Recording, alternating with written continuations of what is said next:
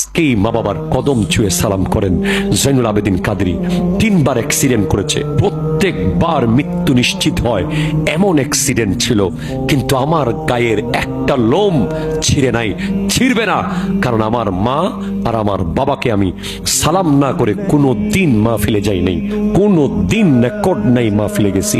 যদি বাপ মা ঘরে না থাকে, ঘরে আনছি, ওখানে গেছি, সালাম করেই গেছি। বাপ মা বলেছে যারে ফুত চলে আসিস ঠিক টাইমে, তখনই আল্লাহ কলম মেরে দিয়েছে আমার পোলা আসবেই। কারণ বুলেটের গতিতে দোয়া কবুল হয়ে যায়।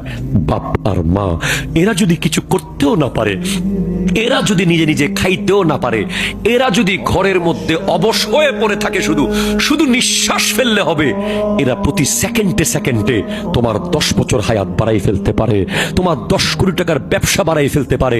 এরা তোমাকে 1 মিনিটের দোয়া করে কাবা ঘরের ইমাম বানাতে পারে।